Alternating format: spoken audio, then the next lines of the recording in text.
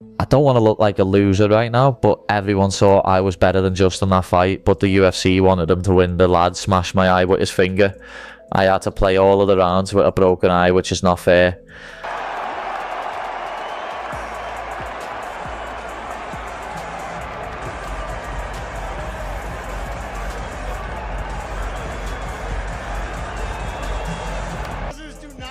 That Scalzer does not get knocked out. No, no. My God.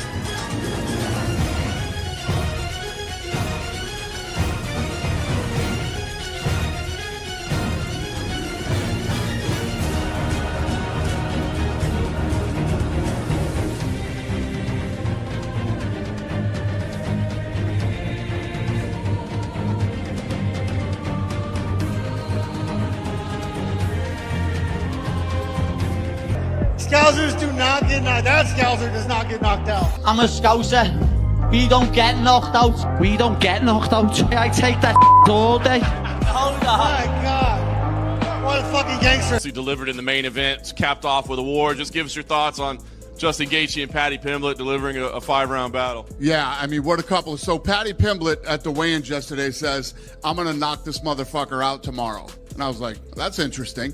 And he never abandoned that game plan. Even when, he got dropped a couple times, I kept waiting for him. I'm like, he's eventually going to have to shoot and try to submit him. Now, I didn't know Paddy Pimblett had a chin like that till tonight. And, yeah, absolute dogfight in a war, and much respect to both guys. We haven't seen Justin yet, so we don't know what his status is physically. But, I mean, is the interim, is the unification fight have to be next? Or is there a case if he's hurt and needs to be out for a while? Apparently he's 100%. So we sent Paddy Pimblett straight to the hospital, and then we're going to send Gaethje too. And Gaethje's like, believe me, I've been in plenty of wars. I'm good. So...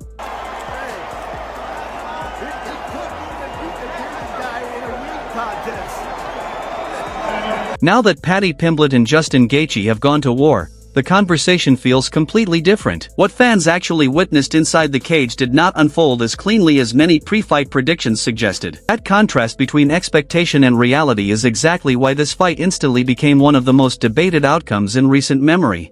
You saw him do it to Michael Chandler. He's taken on the highlight, Justin Gaethje. 26 wins, 5 losses, 20 KOs. The dude fucking KOs people. Early on, he'd calf kick the fuck out of people. He'd calf kick people where they couldn't take it anymore. He had many TKOs from calf kicks alone. The guy is just a dense fucking ball of muscle, built for fighting. 37 years old, crumpled people with his left hook. He's crumpled people with his right hand. Paddy Pimblett is going to have to be very careful throwing his flurries on Justin Gaethje. Justin Gaethje will sit down and rip a left hook, or sit down, drop his head, and launch a right hand.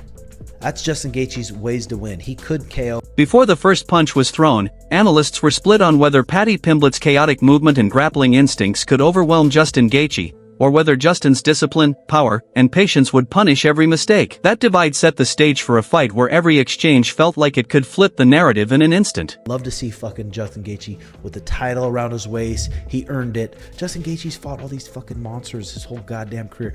Edson Barbosa, Donald Cerrone, Eddie Alvarez, Dustin Poirier, Khabib, Michael Chandler, Charles Oliveira, Fiziev twice, Dustin Poirier again, Max Holloway. Like, holy shit. He's fought the elite. So I'd love to see Justin Gaethje get it done. If I had to put, fuck, this is hard. If someone gave me $10,000 to bet with and they said, hey, put it on who you think's going to win. God. I'm going to say 60-40. 60-40. 40% chance that Justin Gaethje knocks Paddy Pimblett out. Hits him on his chin. When Paddy Pimblett's flooring, hits him right on his fucking, hits him right in the scouser. Boink, gets dropped. 40% chance, I think. 60% chance this fight, Justin's not able to find him. It's a little bit, it's like a spastic, able to find his chin. Paddy Pimblett, if Paddy Pimblett puts him on his back, it's going to be a long night. Tim Welch framed the matchup through damage and timing, focusing heavily on Justin Gaethje's calf kicks and counter-striking. He explained how early leg damage affects posture, movement, and defensive reactions, and how Paddy Pimblett's aggressive entries created openings that a patient puncher like Justin only needs once. At the same time, Welch acknowledged that as rounds extended, the fight naturally drifted toward scrambles and chaos. In those moments, Paddy's confidence, grappling awareness, and willingness to stay dangerous off his back created real paths to victory, making the fight feel like a calculated risk rather than a reckless gamble. Will youth be served with Pimblett? Maybe. Gaethje, experience, good striker. He's well-rounded everywhere, but he's got to use the assets of a smaller guy. We've seen it, where you got to box, you got to use your legs, you got to set traps. You know, he's got the capability of doing that. Outmaneuver, outflank Pimblett. You know, Pimblett, let me tell you, he has improved a lot over the last 2 years. He really has, bud. He has gotten better. He's gotten more. You could see he's come into his own. Confidence-wise, physically, he's in great shape. They usually all are. But he's improved. His striking has improved. He's a good wrestler, grappler. But he loves to strike. That's what's going to make this fight really interesting and good. They're both going to strike.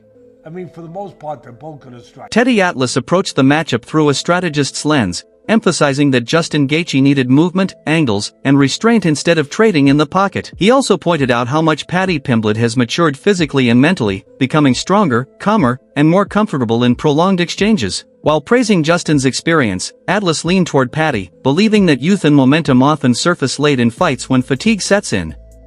He felt Paddy had more room to adapt round by round without abandoning his identity or panicking under pressure. Youth might be served here, but I would go with the over on this because I think the over-under is like 2.5 rounds. How many?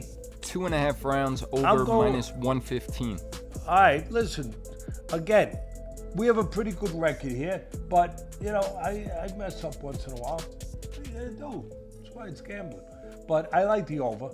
I mean, if Gaethje fights the perfect fight, you never know. You never know. But I know who the judges are probably favoring. Oh, did I say that? I'm sorry. It shouldn't be anything about that. It should just be about what goes on in the cage or in the ring.